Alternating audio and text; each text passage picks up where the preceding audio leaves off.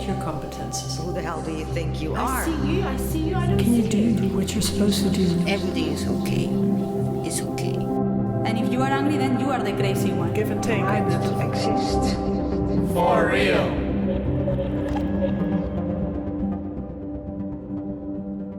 Hi there, welcome to For Real. I'm really happy you found us. My name is Andrea Voets, and here at Resonate Productions we make musical journalism by combining social journalism with lots of original music. You are about to listen to For Real, a podcast recorded on the 2nd of March 2024 in Cultural Center de Balie in Amsterdam. We gathered 75 people to look into what it means to matter as a person.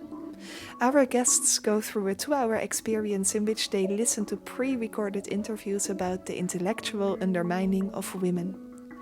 Everything is carried by music made by Jorge Dumitriu on viola and guitar, Sarah Jeffrey on recorders and voice, and myself on harp. During For Real, there are 5 moments in which the audience is invited to come to the middle to be interviewed by one of the musicians or to speak to each other. You are about to listen to those conversations exactly as they took place. And by doing this, we are creating one big collection of human experiences on respect and dignity, how we give that to each other and how we take it away. The first person you will hear is wearing a face mask. Let's listen.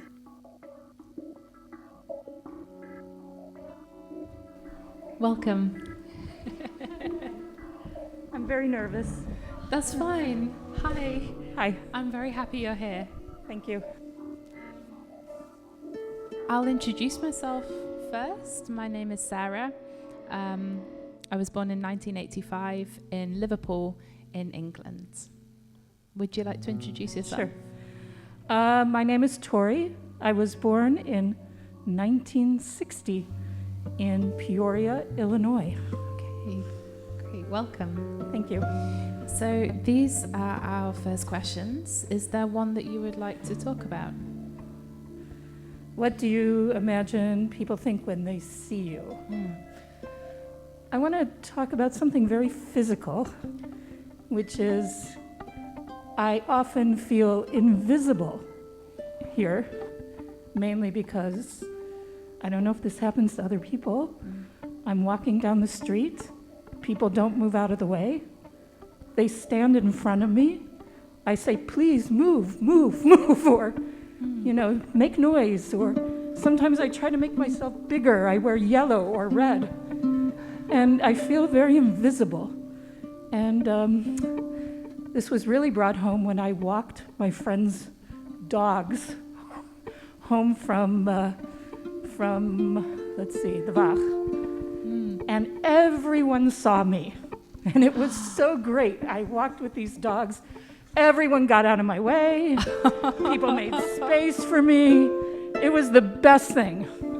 I just loved it. Wow. So I realized I'm right. People don't see me. It's not terrible. It's not terrible. It is terrible. Yeah, it makes me feel terrible. Actually. Yeah. So. Because we shouldn't have to walk multiple dogs in order to be seen. Exactly. Yeah. But people do see dogs. I'm wondering if that happens to other people. Yes. I can see, for the benefit of the microphone, I can see lots of people nodding. Yeah. Yeah. And is there anyone for whom they've never experienced this? I'm just curious. Okay, actually no one. Maybe one or two. Yeah. Okay. Yeah. Well, thank you so much for being the first at the table and for sharing this with us. Okay, thank you.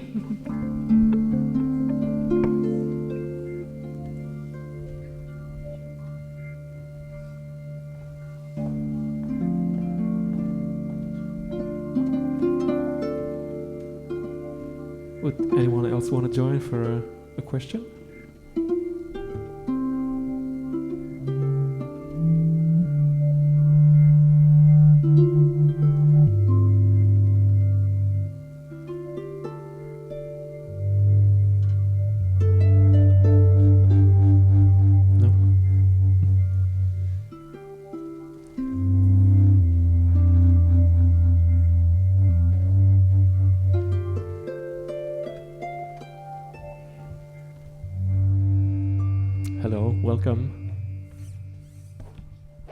Hi, Would you like to share your name? my name is Halleh.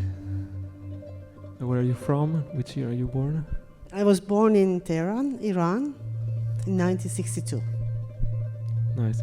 Is there a question that you would like to answer from this? This is the list. It's for the next Different round. ones.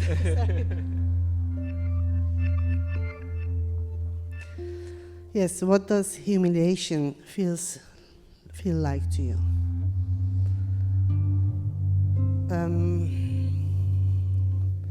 Humiliation is when people do not see your humanity. They don't treat you with dignity.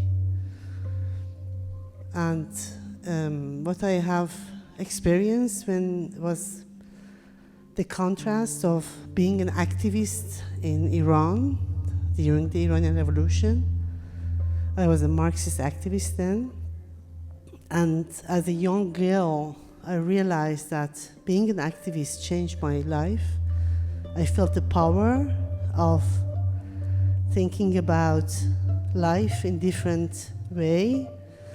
I had the power of sharing my thoughts and was heard. I was 17, but still it mattered that I believed in the better world and wanted to change the world.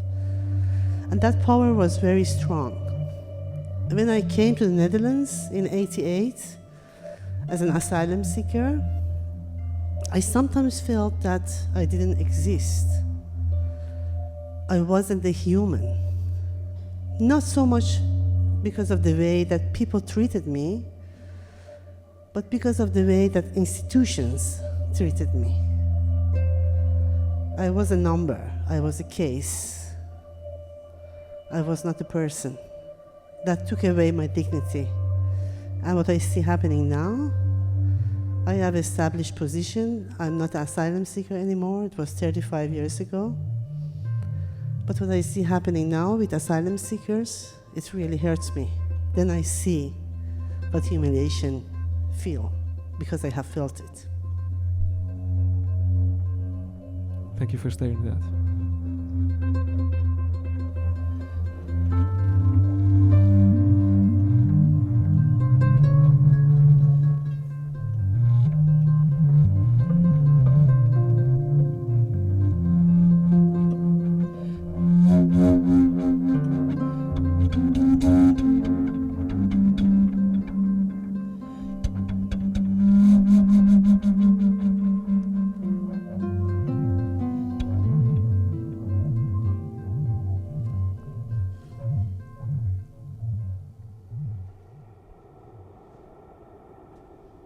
Hello.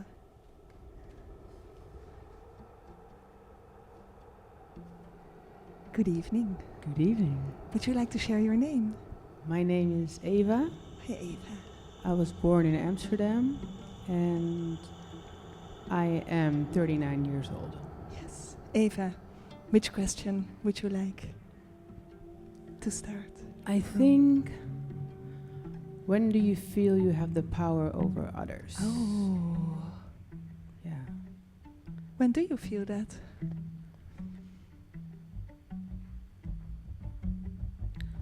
When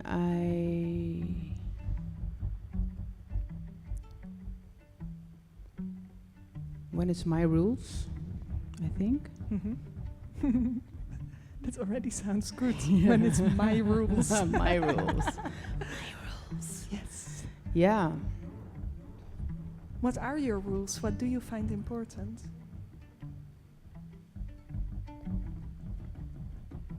I'm just thinking about the power. Good. It's more of that. When I read the sentence, I was more like, what do you do when you have power over others? You know what I mean? It's not like when do you feel, it's like what do you do? What do you do when you have power? Yeah. Because that's such an important question. Yeah, because sometimes you feel, I have the power. Mm-hmm. What do I do with that? Will I make somebody's life better? Will I help that person? Or will I help myself? You know what I mean? Or distract them from the truth? Or so with that, for me, it's so strange that people, when they have the power, they want to make people feel less because you have the power. What are you afraid of? You could do other things than make people feel less. You can make more power. You can make more power. Yeah, power plus power is superpower. That's amazing. It's like, I don't understand this. Yeah. You know? What do you do when you have power over Yeah. others? Make more power. Make more power. Thank you so much. Thank you, Eva. Make more power.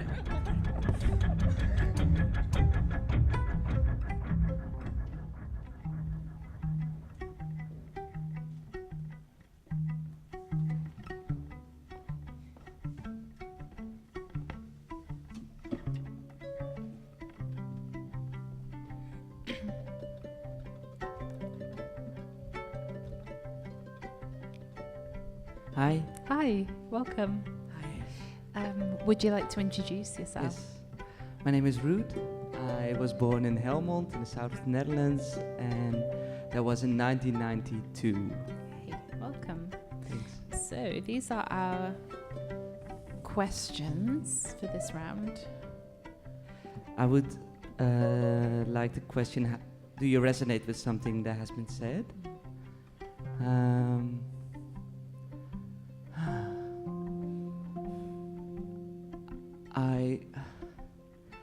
I feel I've been, because I'm a man, at least that's how people see me, I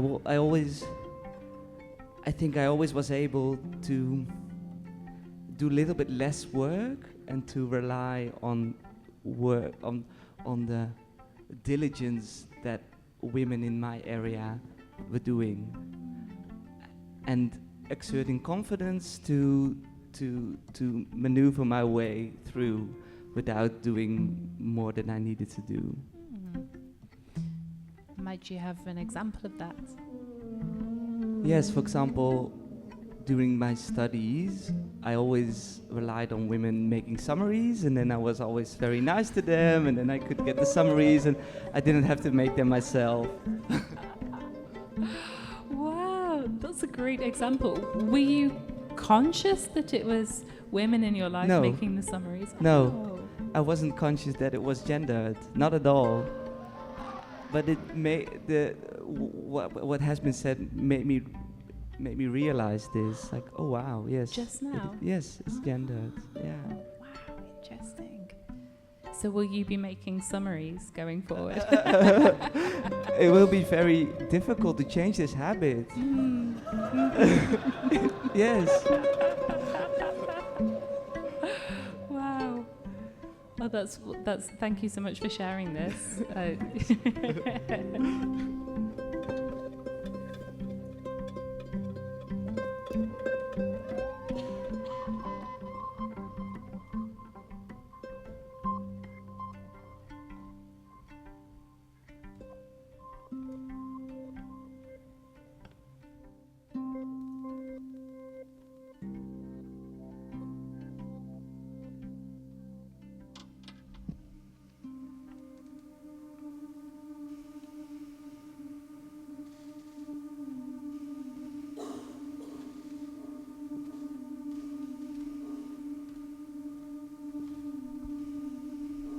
Hello. Hi. I know you, but would you also like to share your name? Yes. I'm Luke. I was born in England in 1990. Is there a question that you would like to answer? I resonated with something that's been said, and I feel I should share it. It also happened while I was studying. I consider myself to be a non-binary person, but I grew up in a very gendered world. And the first time I really came out to everybody, I wore a big dress and performed to my friends. And within 5 minutes of stepping off the stage, a complete stranger reached out and groped me. And I have to say that it was like a bomb went off in my brain, and from that moment on I could never look at gender the same way, and could never unsee something about the experience of being a woman, or being seen as a woman by a man in that moment. Though that's the only time I was ever physically assaulted. And I'm still performing sometimes in drag, but I'm still scared of that each time. Oh, that's very strong. Thanks for sharing that.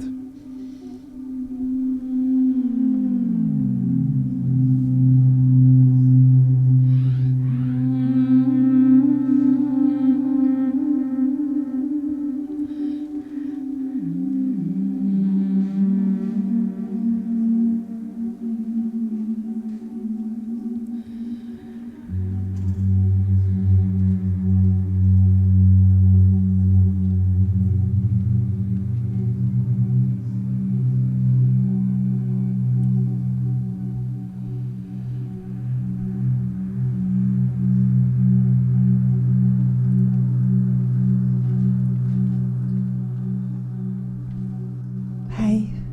Hello. Would you like to give your name? Yes, of course. I'm Marlies. Hi, Marlies. I'm born in the Netherlands, in Maarsen, near Utrecht, in 1982. 82. Marlies, what is your question? Well, I also resonated with, well, a lot that has been said, actually. I'm an artist, and I'm in the academic world. But earlier, I think it was at the start, there was talk about bigger women and how they are dressed in front of an audience. And as an artist, I have several interesting encounters, have had some interesting encounters. As a bigger woman on stage, people judge, and a lot. So I have learned early on to be always I always took care of my appearance, still do, because most of the time people think you are lazy or sloppy or dirty or unhygienic or whatever because you're bigger. So it's not just judging about maybe what you will eat or whatever, which wasn't my problem, actually. It was not a problem, but still. But the interesting thing is, most of the time when I spoke to people after performing, they told me that they were amazed that when I was performing, they didn't see my size. They couldn't see that I'm a bigger woman because they were listening, finally, to what I was doing. And sometimes they just realized when I got off stage that I was bigger. And even more interesting is when I lost like 30 kilos, then people started to notice me. Well, I was on stage for over 20 years already, so I was like, what? Now you notice me? So same musicians who have seen me perform over and over, they started to notice me after I lost 30 kilograms. And the musical scene where I perform is mostly Romanian music, mostly Romanian Romani music. I'm the only Dutch woman there, and I play with mostly 4 Romanian Romani men, which is also a kind of interesting situation, I can tell you. So this is another thing I really resonated with, is that in that situation, I started performing with them on a professional level in 2006. I have fought for nearly 10 years to be accepted, not on the same level, but just to be accepted. And so they would listen to my ideas. And now we're in 2024, so I'm still playing with the same men. And just yet, I had a phone call by my violin player. And he told me, he was asking me something about something that happened and how I would react on it and what I would like to do. And this was the first time, actually, I was spoken to as an equal. After how many years? Well, since 2006, so it's 18 years. Yeah. How was that to be spoken to as an equal? It was an interesting realization, and I just realized it a few days after. I was like, huh? Oh, wow. I was actually treated like an equal. He asked me for my opinion, and they never have done that before. Never. I do speak their language. I am specialized in Romanian music, but still, this was the first time. And he even said that he would be next to me on stage for the rest of our lives, and he loves to play with me, but he never, ever mentioned that before. So it was an important phone call. Yes. Thank you very much. You're welcome.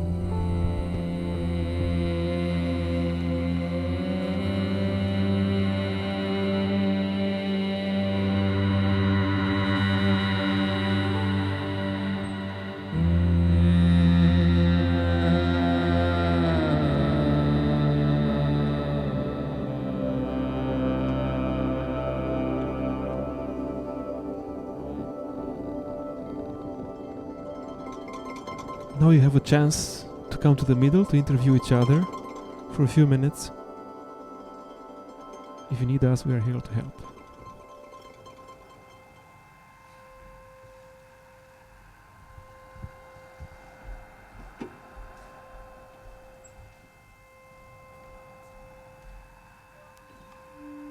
Hi. Hello.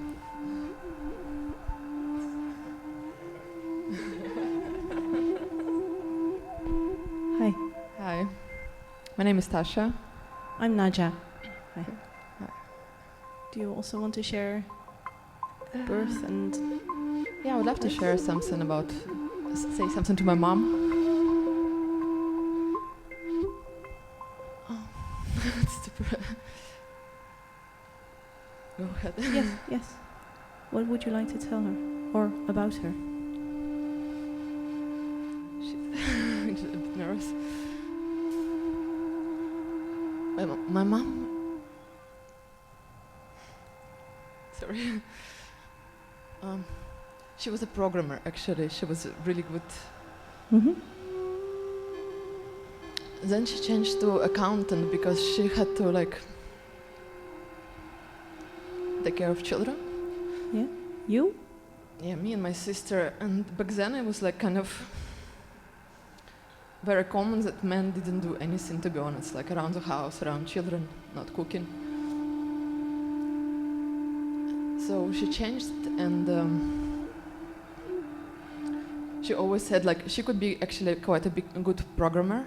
Mm-hmm. But accounting was a bit easier because for programming you have to study all the time, and if you like care of children, you don't have time. Your time is taken. And in the end, like she ended up like helping my father. Like she was accountant, so she was kind of a little bit on the back. Helping your father. Yeah, yeah, in his business. But I was judging her because she was often quite tired and angry. And I didn't understand why. I thought like, my father is kind of more happy and more kind, and she was kind of angry.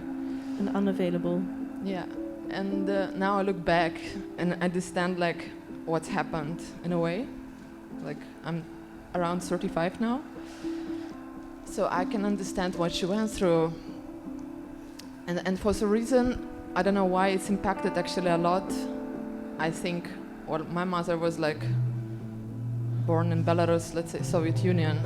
Like if you would know what kind of conditions were, like, you know, 86 was Chernobyl, like 89 around like time of around Soviet fall. Like medicine was horrible if you think, like giving birth was like really, women don't try dangerous. Not to talk about it. Yeah. And so she was doing all this job, etc. So now I can understand what she went through. Maybe it was, you know, difficult to accept, but I kind of say, like, I understand her now a little bit more. And one thing which is I feel pity for, that like a lot of women, you know, back then they still felt more important to have family than Korea, let's say. So if you're successful in Korea but you're unlucky with family, you're not really cool. Yeah. Less? Maybe? Less, yeah. And then I feel like I had the same kind of burden for myself instead of like developing myself in Korea. I felt kind of more appreciated or more like endorsed for having like relationship or family than for developing in Korea. Yes, for yourself as well. Yeah. But I think that something has changed kind of, or like we can change it for ourselves. Give a bit of credit to our mothers. Do you I think that's difficult to say, to be honest, to my mom, that like I'm kind of, no matter of things, grateful. She kind of paved the way for you, maybe. Yeah. Or did I mean, I think I just appreciate the difficulties the women had to go through doing all the job. Maybe, yeah, it's hard to appreciate when you're a child, but maybe now we can do better. She had to run the business of the home. Yeah. And she had to help your father. Yeah. And I was only complaining that she cooked horribly, but I also do. I'm also not good at it.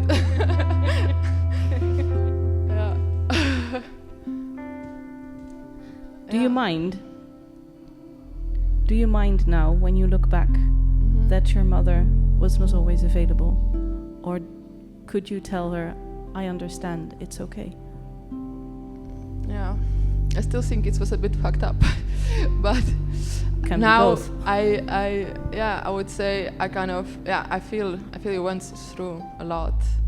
I think you're the best you could do at that time, and I kind of appreciate a lot. Yeah. Good. Thank you. Thank you.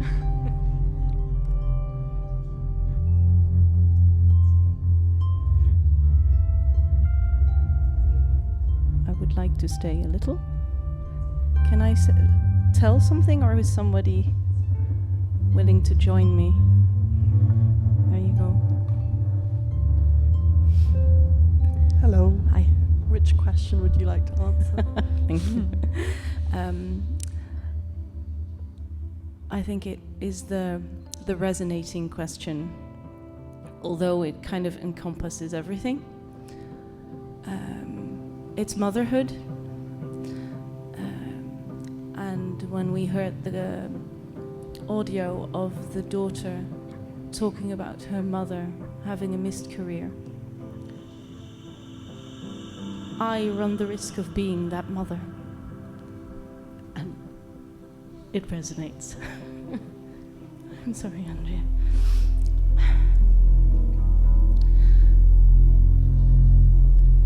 Let's breathe. Breath always helps. Yes, good. I have 3 lovely children, and I would not miss them for the world, because they show me the world in a different way. But they always and also complicate things. Because when I'm a mother, I cannot be ambitious as a musician. Yet when I am a musician, I should keep to myself that I'm also a young mum, that I have 3 young children, because that implies that you do not have the time or commitment it takes to be good enough. Really? Yet, when you are a mother and you admit that you are ambitious as a musician, it implies that you are not willing or committed enough to be a good mum. And that's fucked up as well. Yeah. That's what I wanted to share here. Is that something you struggle with currently? Yeah, for years. Really? Ever since my first pregnancy. Because then the clash first happened. You cannot have a full-time career and be pregnant. Yet our society expects you to just have a baby on the side. Doesn't work that way. Just quickly. Yeah. Yeah. I can only imagine. Thank you. You're welcome.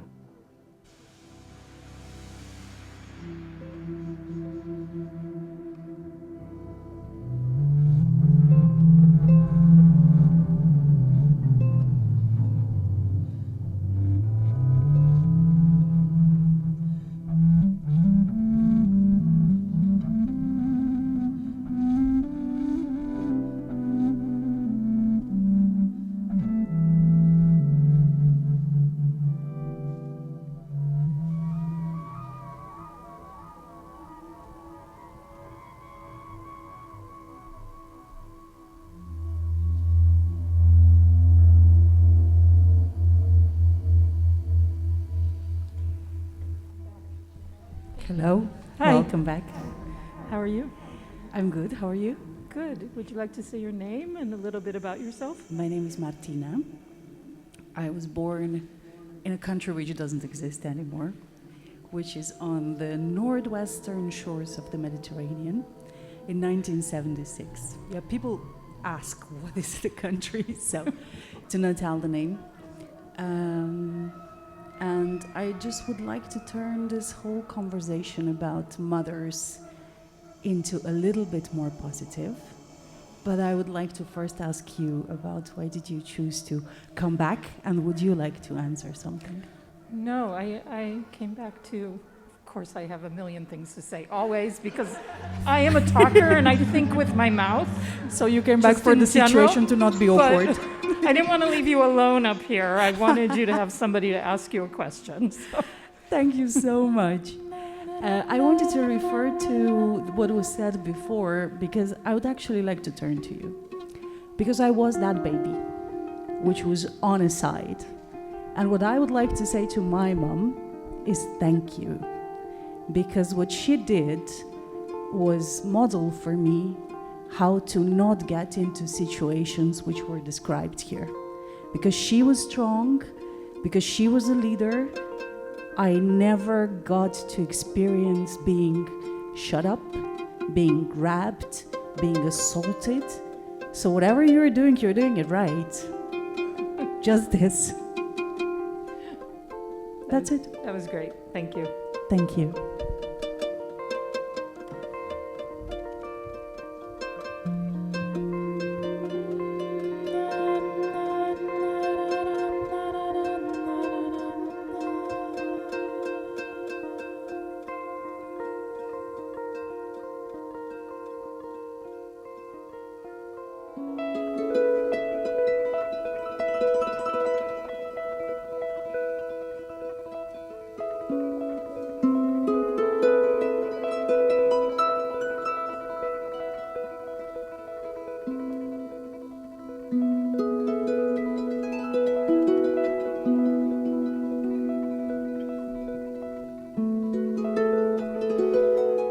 Recording for the final time.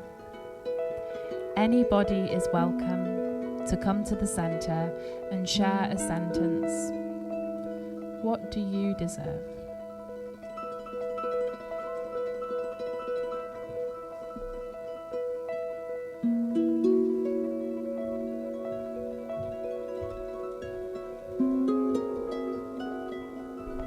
Hello, my name is Clara. And I deserve freedom, completely freedom.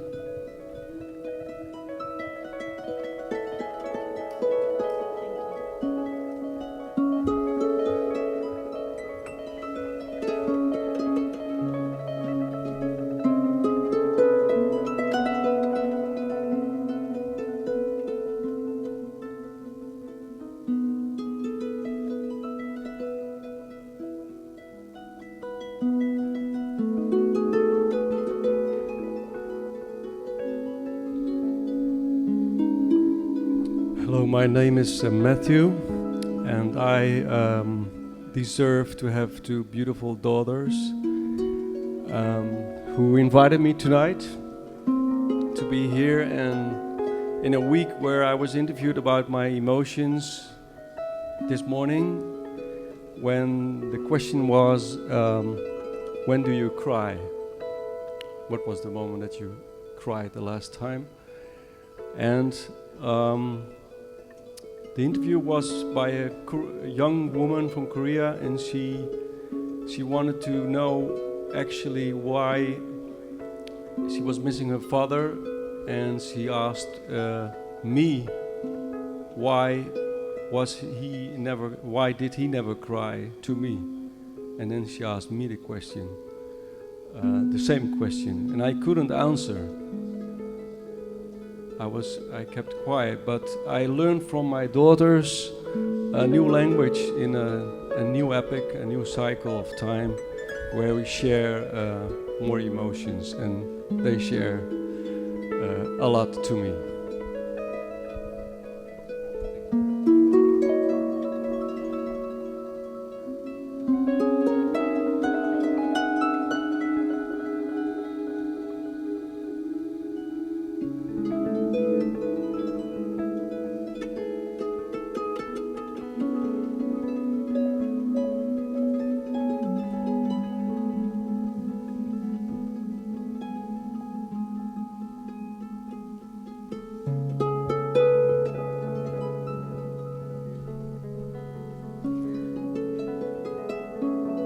deserve time free of obligations.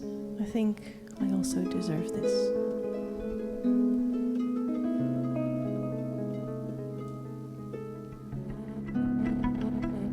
This was For Real from the Balie in Amsterdam. We are Resonate Productions, and you can find us on Instagram at resonate.productions or on facebook.com/musicaljournalism. Thank you for being with us, and see you next time.